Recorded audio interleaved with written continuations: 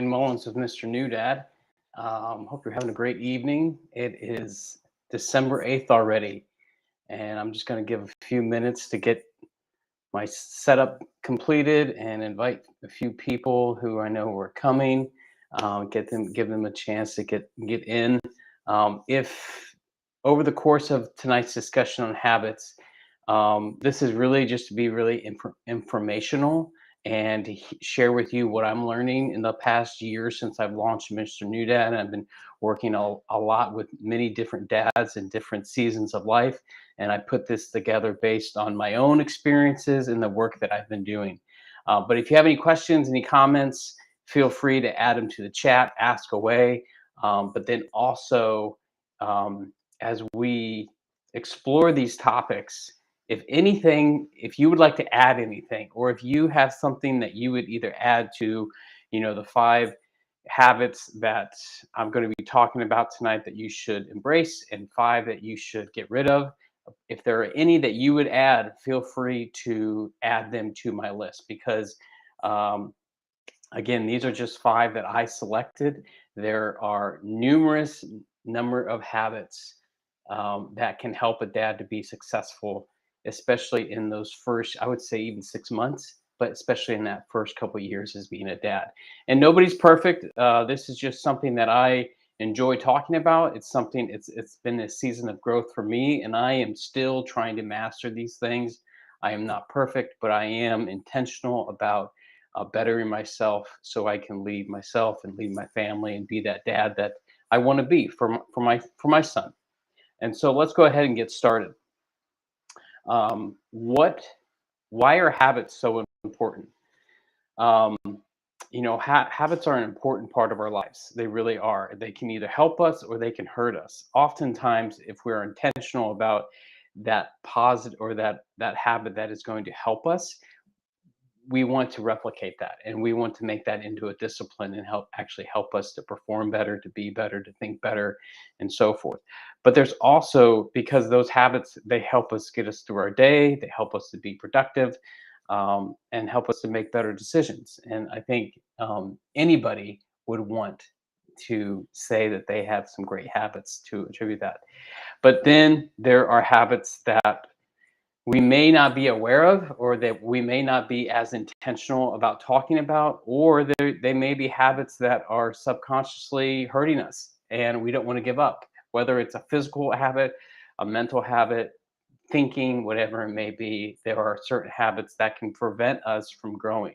And so again, like I said, I selected these 5 habits just because I feel like in that season of becoming a dad, we're constantly looking at ways to better ourselves. We're trying to make better decisions. We're trying to manage our finances, or our household, or our job, as well as stay in shape, but also to be that leader in our home, to be that leader of our son or daughter, but also to help our wife, or help our wives or partners through that season that they are going through.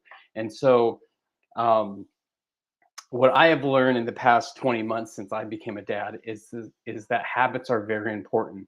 And if you leave them unchecked, they can really affect you. But the more intentional you are about accomplishing them or doing them, holding yourself accountable, the better you'll be in the end. So let's go ahead and start talking about the 5 habits that you should embrace first. So there's 5.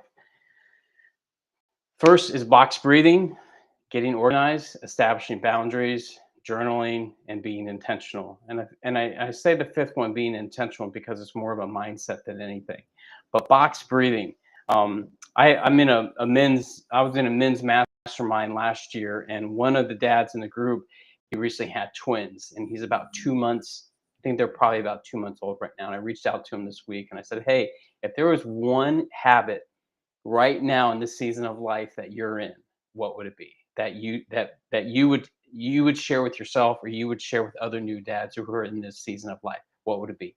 And he said box breathing. And box breathing is something that, um, it's also known as square breathing, but it's a technique used to help you slow down. It helps you to be more present. It helps you to take deeper breaths. But the benefits of it is that it can actually help you heighten your performance, your focus, your concentration, uh, as well as helping you to reduce stress, help you to bring your heart rate down, help you to reduce your blood pressure, and all these things you're going to be experiencing in that season of life.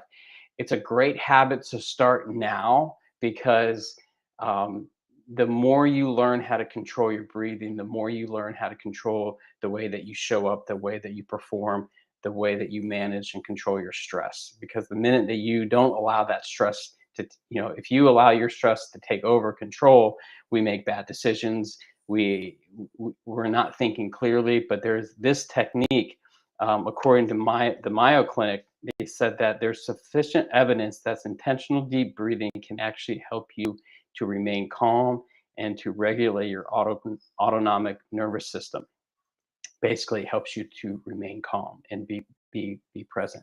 And I think back to that new dad who has a set of twins right now, who may be crying, he can't get him to calm down, and you're trying to figure out, how to help and how to help your wife and take care of these babies. And one thing that you can control is the way that you show up.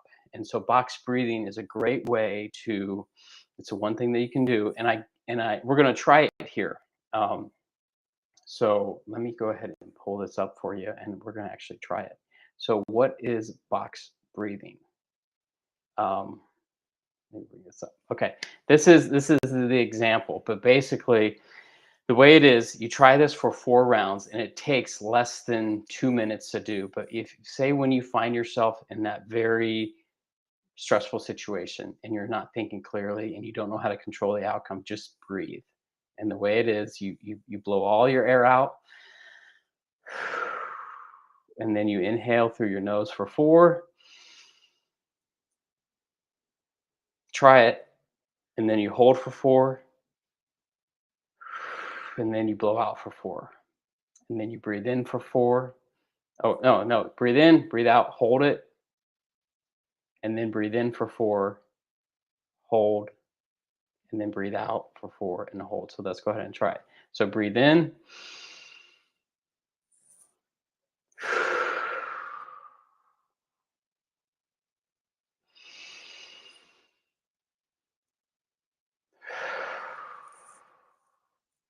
What you'll notice is that when you start to practice that, whether you're getting ready for a meeting or you're in the midst of crying babies, the more and more you practice that, the more aware and present that you're going to be, and the more aware of yourself and how mindful you are of your reactions and the way that you really want to show up.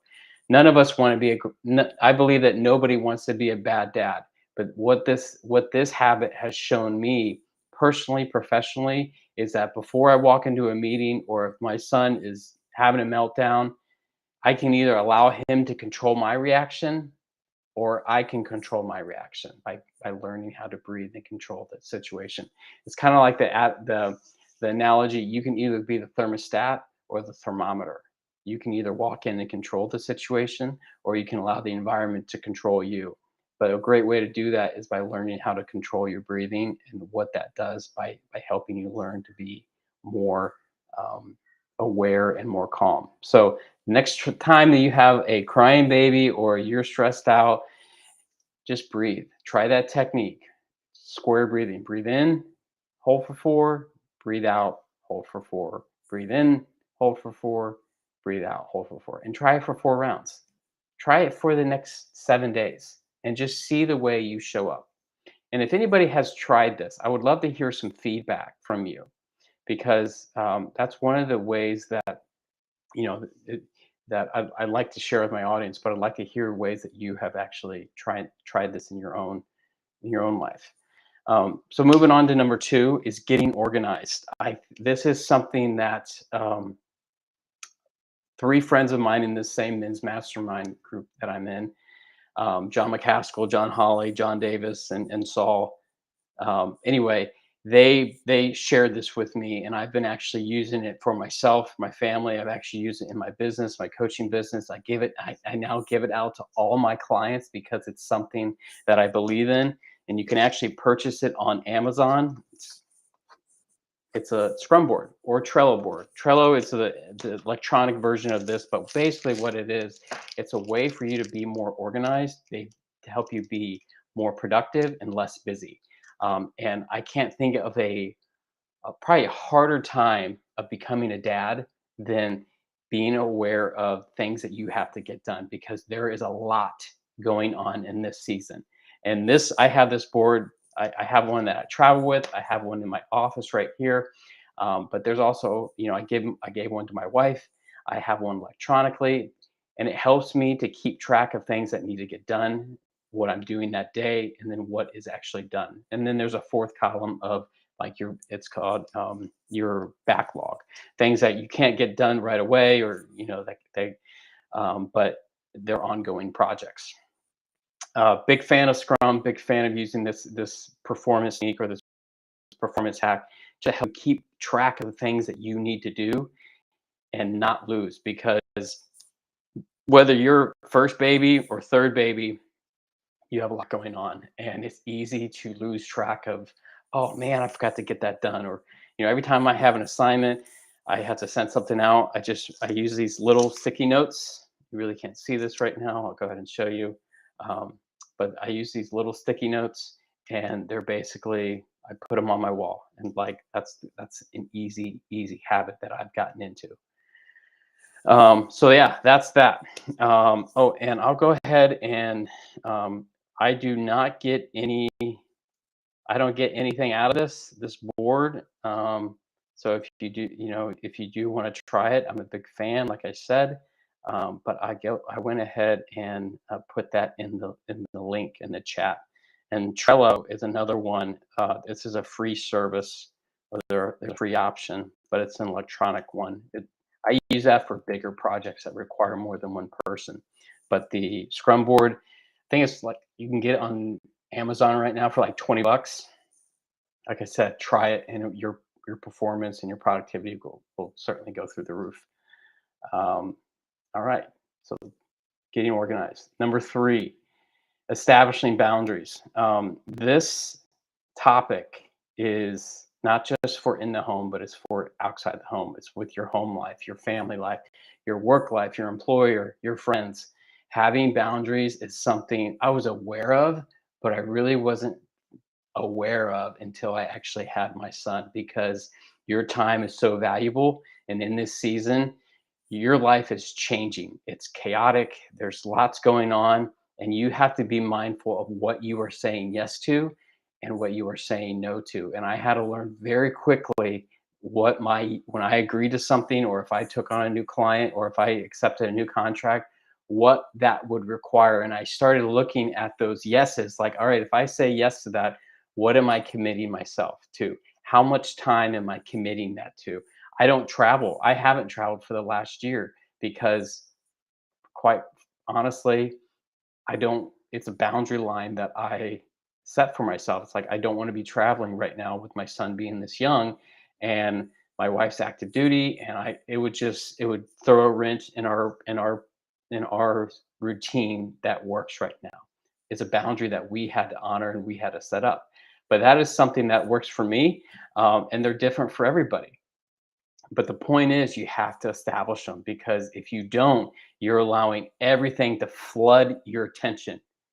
And when in this season of becoming a dad, when your wife's at home, or she's healing, or she's recovering, you have this little baby, you can try it, but it's not going to end well. But you can't be saying yes. You can't have any boundaries not established, because otherwise your attention is going to be all over the place, and you want to be fully present. But if you don't have those boundaries, you're just asking for yourself to be distracted. And that first year of life, it's an awesome year of life. It's a fun season to be in, because you learn so much about yourself, you learn so much about your wife or your partner, but also you learn so much about this new role of dadhood. And I don't want you to miss that, and I don't think you do either. So have boundaries. We'll get to this in the second half of this, but social media, big one. I can't emphasize it enough. Have boundaries with social media. because that's one of those life sucks that just can suck the life out of you. And you think you're going to be on for 5 minutes, and an hour later you're still scrolling, or whether it's social media, games, whatever it is that you uh, can easily lose track of time in, is have those boundaries there. But we'll talk about that in the second half of this. Number four, journaling. I'm a big fan of journaling. I probably had the last 20 years of my life captured in a journal. I've always traveled with the journal, and it's different for everybody. I don't journal every day, but when I do journal every day, or regularly, what I've noticed is that I think better. I'm more focused. My brain isn't scatterbrain. I'm not all over the place. I have that, you know, first 5, 10 minutes of the morning in my quiet time, and I journal. Or if I'm reading a book, I'll journal it. I'll journal my thoughts. Especially when you have so many thoughts or things going on in your life, journaling is a great way to kind of just put it out there on paper and help you just to get focused. And then after a week or a month, I'll go back and look at it, and I'll identify those themes, and see what was my biggest struggle this month, and how can I become better, or what was my biggest success this month, and how can I do that even more. But many men that I've shared this hack of journaling with, they've always asked me, "How do you journal?" And you can have a blank journal, or you can have prompts. I've used them both. I'm a big fan of them both. But currently, the way that I journal is I write almost like myself a letter, or I write myself what's going on. I've even written prayers. Like I am a Christian, and so I'll use my journaling almost as a journal to God when I'm in my prayer life. And it's a great way to, again, to get what's in your head out in the present, and it helps you in that season. So I'm a big fan of journaling. Before I move on to number five, I just want to hear from the group. Is one, do you journal? Or what works for you to relieve stress, whether it's box breathing, whether it's journaling, whether it's setting boundaries, whatever that may be. But what has helped you in different seasons of your life, whether it's reading, whatever it may be. But I'd really like to hear, do you journal? And if so, how has it impacted you? Moving on to number five is uh, being intentional. This is more of a mindset. It is a habit, but it takes practice to being intentional, because oftentimes I believe that we as dads have the best of intentions. I'm going to put this out. I just realized wasn't doing it. Sorry about that. We have the best of intentions, but just because you have good intentions is not the same thing as being intentional. Let me say that again. Just because you have good intentions doesn't mean that uh, it's not the same thing as being intentional. And what does that mean? It means, oh, we have the best of intentions to accomplish this, to go to the gym, but did you go to the gym? No. It's kind of like the old riddle: five frogs sitting on a log. One decides to jump off. How many are left? Five. Deciding and doing is not the same thing. It's taking action and actually doing it. And you have to be so much more intentional, especially in this season where you are learning your new role as dad. There is a lot going on in this season, and if you're not taking the intentional time to actually say, whether you're using these techniques, the scrum board, the journaling, if you're not intentionally doing it, you're never going to do it. So do it, and then make it a habit, and start being more intentional about the things that you actually want to accomplish. And in this season that you are in as a dad, wow, it's hard. I mean, it is. I used to work out all the time, and this is probably one of the first times in my adult life where I haven't gone to the gym 4 or 5 days a week, and it's hard. And I fell off the wagon. I fell off that habit, and I know the value of that. I used to work out all the time, and I reap the rewards of that. And now, I'm finally getting back into that routine where it's like, okay, I know why I did this, not just to feel good, to look good, but the mental benefits of it as well. It helps you to think, perform, act better, and um, otherwise, I can have the best of intentions, but that doesn't actually get me the results that I want to accomplish. So whether it's fitness, health, whatever it may be, whatever those goals are, take action, actually do it. And if you need accountability, talk to somebody, get a coach, get a mentor, get a friend, tell your wife saying, hey, hold me accountable to do this, because otherwise you're going to fall off, and it's easy to fall out of those habits. So I can't recommend enough to be intentional, because it's so easy to fall off that and fall out of that habit. What do you think so far? Are these good? I see a couple people saying I need to start journaling. 100% true. Thank you. I appreciate that. I'm not able to see on LinkedIn. This is a new feature, but I'm not able to see who wrote that. So whoever wrote it, I appreciate you and thank you. But that's a new feature. A few months ago, I used to be able to, so I'm not really sure why I can't now. But thanks for commenting. Um, all right, so the next five that we are going to talk about are five habits to stop. And oh, David Sandu, thank you, I appreciate. Thanks for being here. The next five, these are habits that you should stop. And I did some research on this, and also I found, I reached out to the number of men that I've worked with and asked them, what were the five habits that you would say to stop. And all this was based on some research, was based on some of my own experiences, and so we're going to get personal. So these are five habits that I believe every new dad should stop in that season of life so they can be fully present. So let's dig in. One, put away the alcohol. I can't, we'll get into that more, but put down the alcohol. Number two, put your phone down. This little device, it can be very helpful, but if you're scrolling and not paying attention, and there's a little kid in the room, he's staring at it. And what is that doing to his brain? Or what is it doing to you when you're so focused on this and he's playing with the wall outlet and he shocks himself? All because you were more focused on this. You'll get the point. Number three, stop yelling and cursing.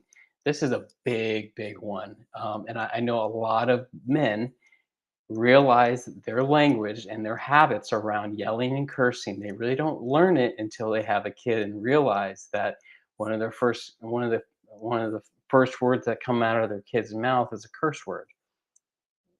Again, we're gonna talk about that in a little bit. Number four, stop looking at porn. We're gonna talk about that one too in a little bit. And then the fifth one is stop disengaging. So yes, they are watching us stare at our phones and like, what is that device? What are we doing? Or I want to look. It's like, wow, if you don't realize it. You don't. And I didn't realize how much of a bad habit I had until I was looking at my phone one day, and my wife was like, John, look what you're doing. And I had my phone out, and my son was on one side of me. I was like, oh my gosh, what message am I telling him right now about what's more important? My attention on this, whatever I was looking at, or spending time with him. It was a it was a kick in the gut. Um, oh, stop watching TV too. Yeah, that's a big one. Yeah, we've hardly ever watched TV anymore, and if we do, it's when he's in bed. So that's a big one. But let's talk about alcohol for a second. This is a big one. Um, the more time a dad spends with his kids, the more they grow. We know that the more they grow, they mature, they develop. But if you're trying to support your alcohol habits as a new father, ask yourself this question: what message and behavior are you promoting to that young son? Or even to your 8 or 9 year old. If he sees you throwing back shots, he's going to want to be like you. Or he's going to you are developing a young man. What habits are you developing? What habits and message are you showing him? Just think about that. And I say that with no judgment or condemnation. I just want you to think about your habits.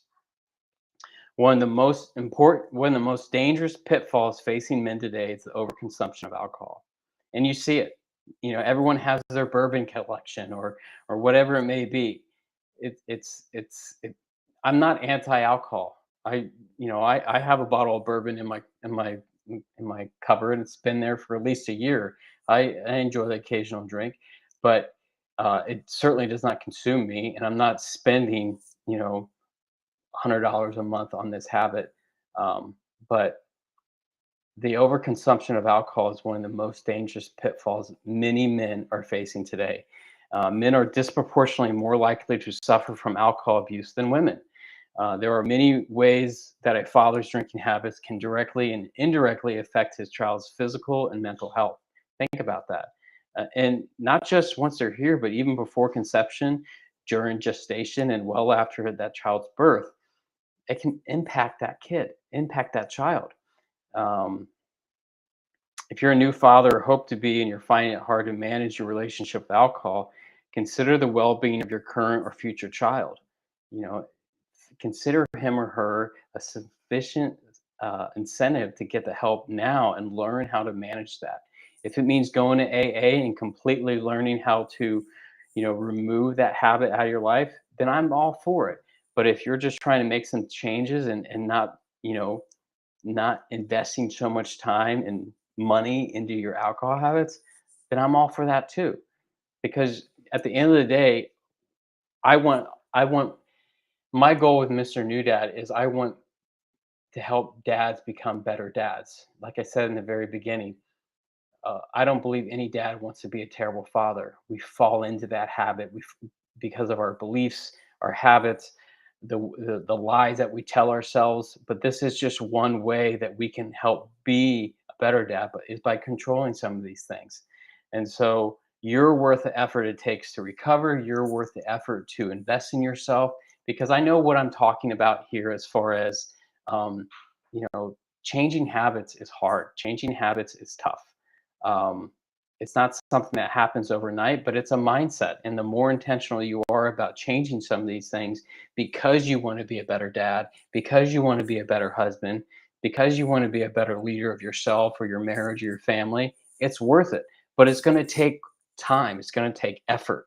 And if that means learning how to control some of these triggers in the way that you show up, whether it's porn, alcohol, the phone, whatever it may be, then make the investment now because your kid may be 6 months old now and you think you have time. So many dads I've spoken to in the last year, I've interviewed over 50 dads in the last year, and they've all said it happens like that. That happens in an instant. They're one and then suddenly they're 16 and you don't have the time. You think you do, but you don't. You don't have the time to wait. So, make the investment now. Um, Moving on to number two, breaking up with your phone. And I know we talked a little bit about this in the beginning, but this is a big one. And I am not perfect on this, but it's a habit that I am fixing right now. Just a couple weeks ago, my wife, she came up to me and she was like, "John, I've seen you on your phone a lot lately, and I'm worried about, you know, my son. He's walking, he's getting into things, he's into everything right now. He's 20 months old. So the dads who are watching this, if you're in that toddler stage, you know exactly what I'm talking about. But if you're looking at your phone, kind of like this picture, it's like, okay, what is that message sending to that young developing mind right now? Like, why is mommy and daddy more focused on this device than me? And then in a year or 6 months, they're going to be more interested in your phone than you. And it's just something that I think we subconsciously are not aware of. And we just scroll or whatever it may be, TikTok, Facebook, YouTube, whatever it may be. It's easy just to do that. And then, one minute turns into 20. And then you hear somebody crying in the back room when you're supposed to be watching them and you realize, oh crap, I'm supposed to be watching him, but I've been paying attention to my phone. If you don't think this is a habit for you, here's my challenge for you. For the next 7 days, try it. This is what I'm doing right now. Is my phone is no longer in my bedroom, so I don't look at it first thing in the morning before I go to bed because I'm trying to have that quiet time before I go to bed. And in the morning, I don't want that to be the first thing that I look at, or the last thing that I look at. It's downstairs. It's in the kitchen. I have a plug and I leave it there. And right when, even the way that I work out of my home, but when my work day is over, I go plug it in, and I'm getting better about this. But I plug it in, I turn it on silent, and I leave it there. And if I catch myself looking at it, or if I pick it up and bring it into the living room, I physically get up and put it back. And what I am learning is, the other day, challenge accepted. All right. The other day I did this, and it was the second day of doing this, and it was off. It was away. It was out of sight, out of mind. And I just remember us laughing and having so much time about something silly that my son was doing. And all three of us were laughing and having a great time.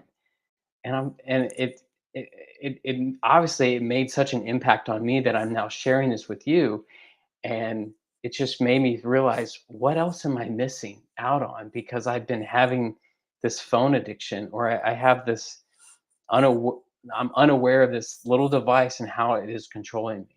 So try it for the next 7 days. Just, if you find yourself on it, leave it in this, leave it in the kitchen, plugged in and out of sight. If you want to go a step further, I listened to the Dad Edge, and Larry Hagner talks about this. But what he did, because he realized he had such an addiction to his phone, is that he would leave his phone plugged in his garage in his car, so he doesn't even look at it at all once he got home from work. I really love that. I was like, wow. I mean, you don't need your phone. You don't. So who's going to? But it was just like, wow, he's definitely taking it to the next step and the next level. But I really like that, because it really forces him to think about what's more important: this phone, or spending time with my kids. Number three, stop yelling and cursing. Mind your Manage your emotions. Control your anger. Control your emotions.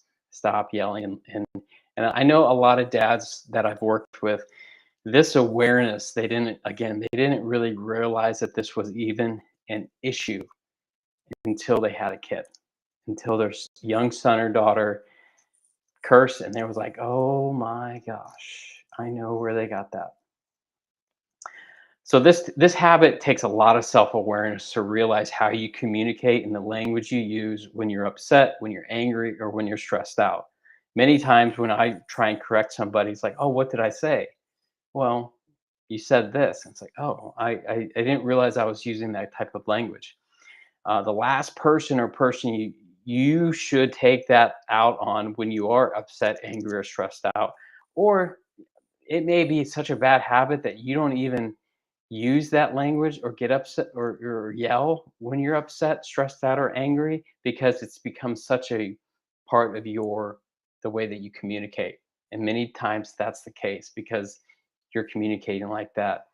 Um, and I said, I have my notes here, but it said, if you like to drop the F bomb, be mindful of the language and the habits you're teaching your young children. And so this type of behavior where you yell and curse just because it's becoming the way that you communicate doesn't mean that it's okay. Doesn't mean that it's okay to teach that to your young son or daughter.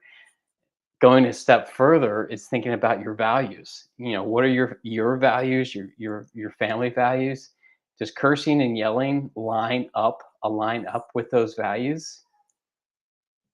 Again, I'm just asking questions here, but if they don't, what kind of son or daughter do you want to raise, and how is your language impacting that? How is your language uh, helping or hurting the success of you developing that young mind? And I like what David said here. It's definitely a heart issue. Out of the abundance of the heart, the mouth speaks.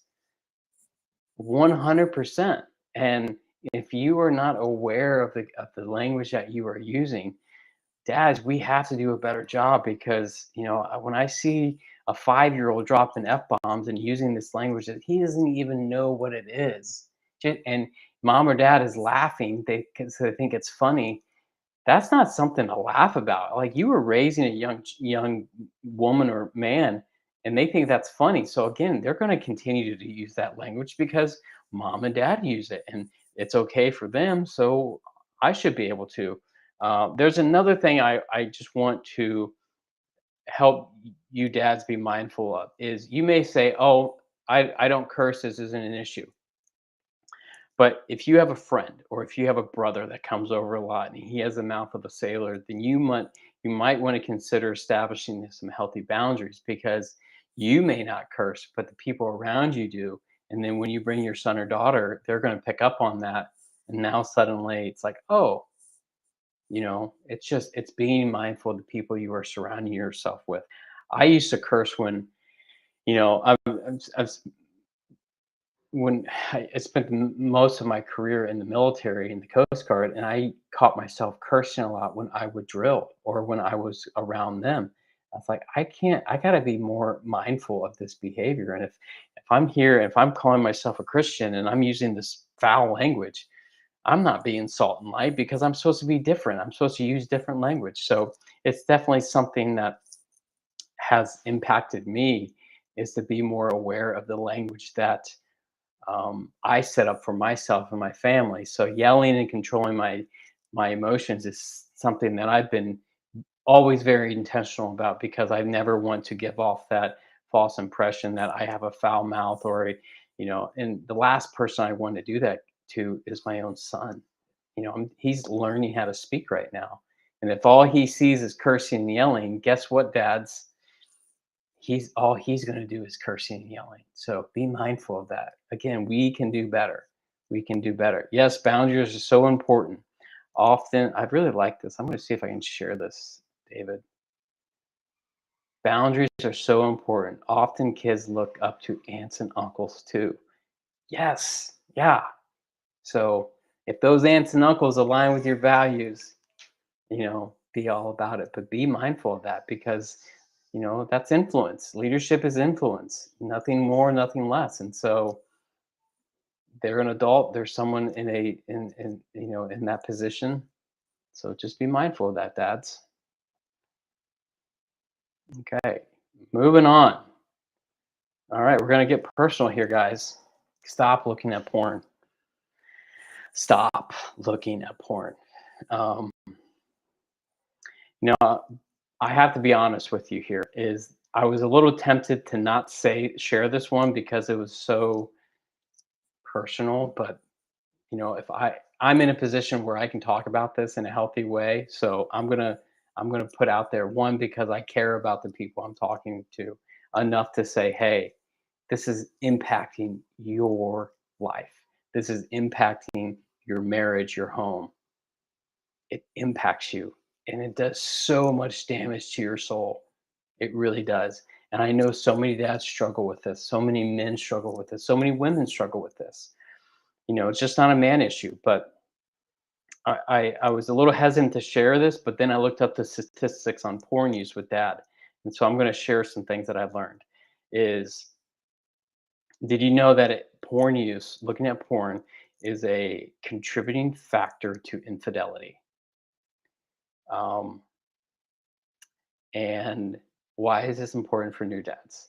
Well, in this season of life, you are going to be pushed to your limits. You are going to be in a very stressful, a lot of change.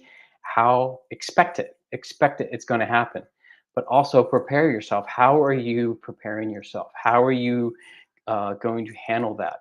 And I'm going to tell you right now, in that first year, your sex life definitely changes, and you're probably not going to because it's the furthest thing from your mind, from your wife's mind. And so, how are you going to handle that?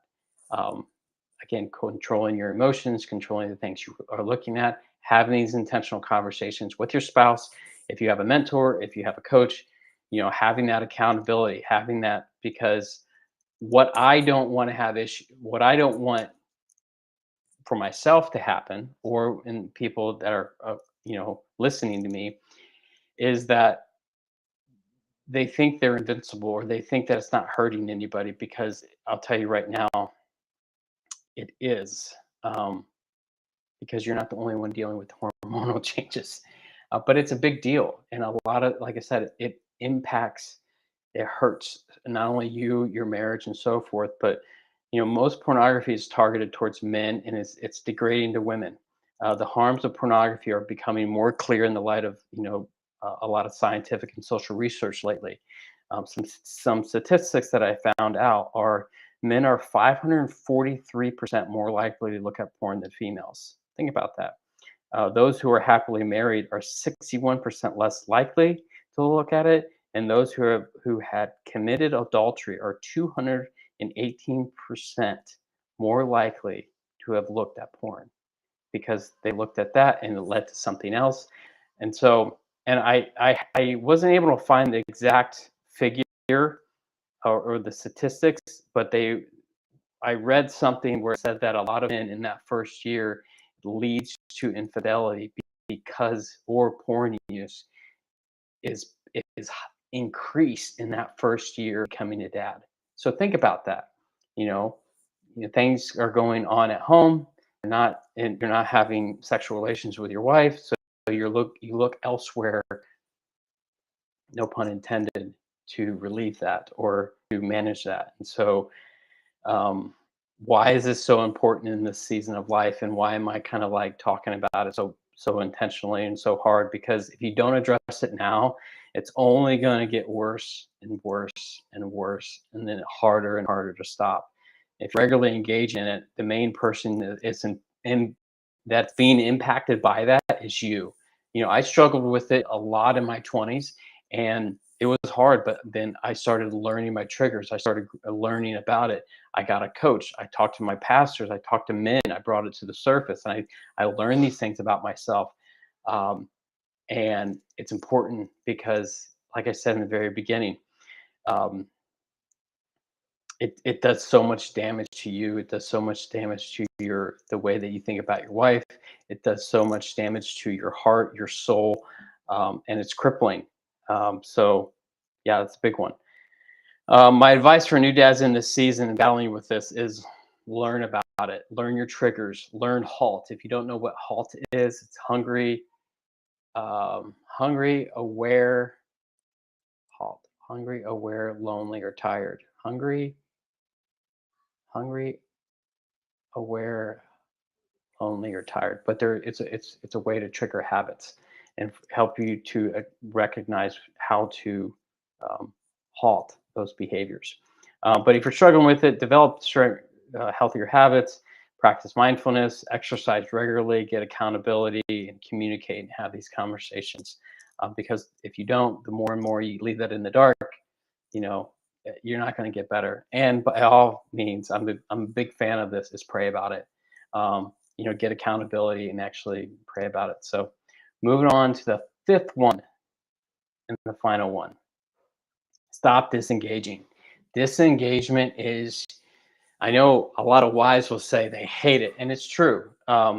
We all need that time where we need that R&R. We need that rest, and the ability to recharge and reconnect.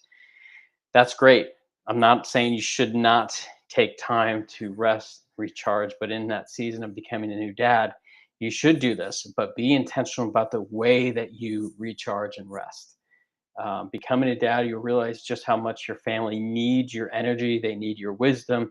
They need your influence, and they need your presence. Why? Because they need your leadership. You have a choice. You can either be a source of power, or you can be a vacuum. You choose. But when you are stressed out and you need to escape, how are you doing that? Are you are you disengaging? Are you showing up as being disinterested? Or are you actually being intentional to say, hey, I need this time?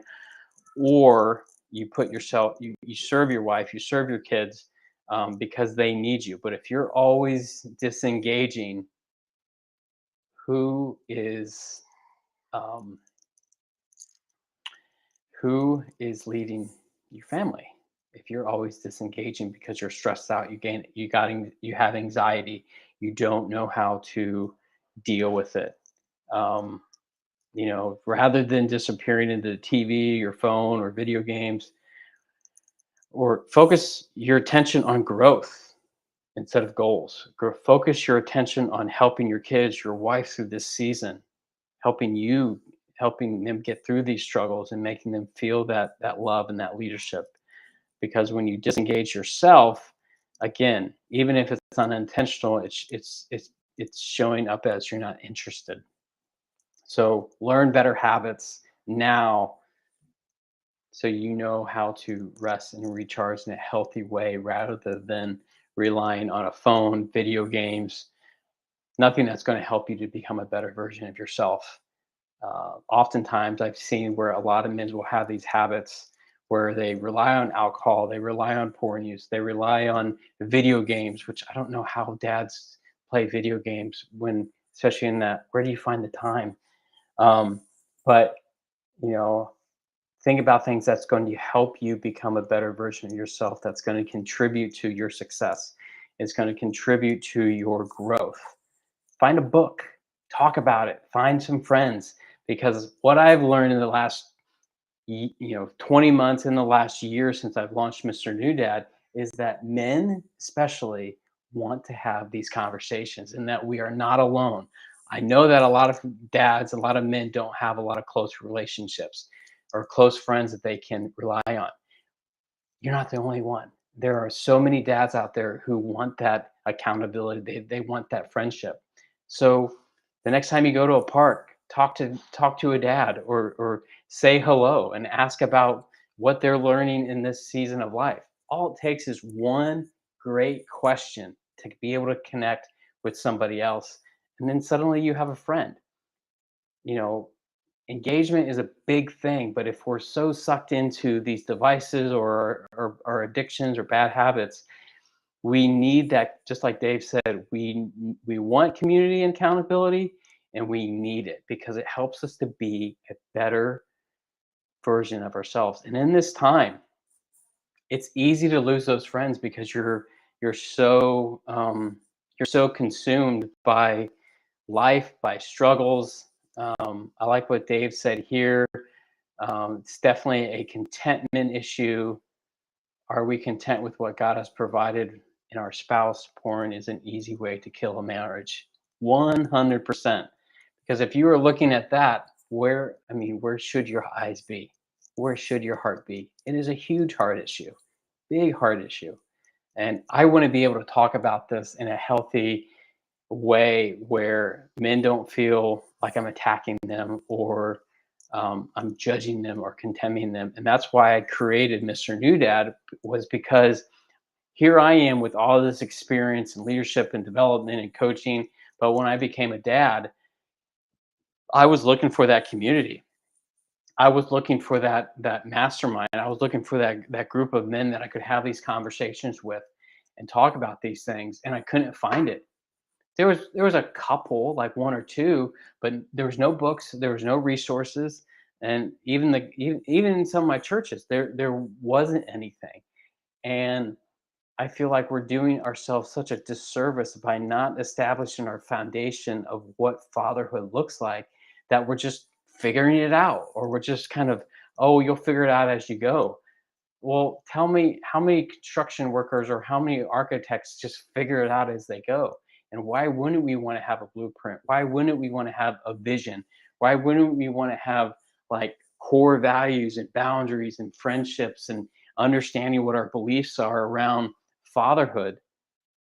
It's Why wouldn't we want to have a clear vision on what that looks like now versus, in a year and 5 years and 6 years when we're figuring it out? It's the worst advice that I've ever heard, but I created this program because I believe that we can do better, and I believe that many dads out there are looking for something like this, and we need this because there is a fatherlessness issue in the United States today. But the only person who can do something about that is you.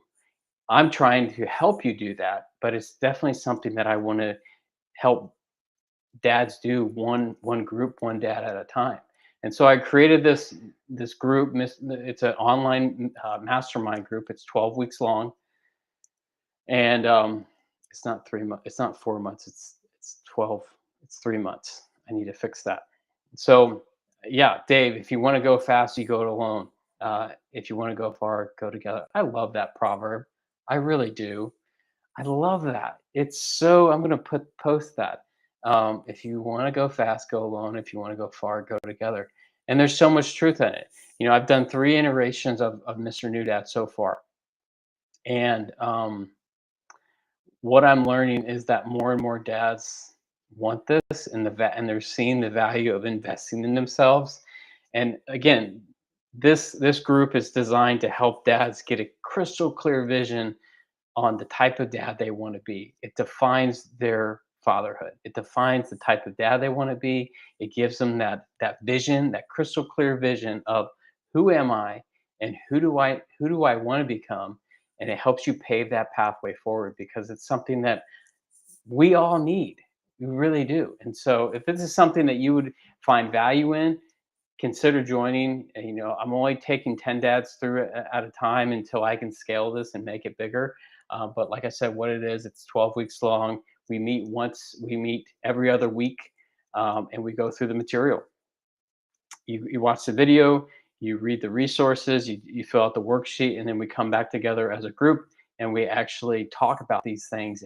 And at the very end, you get to share what your definition of fatherhood and your own vision, what that means.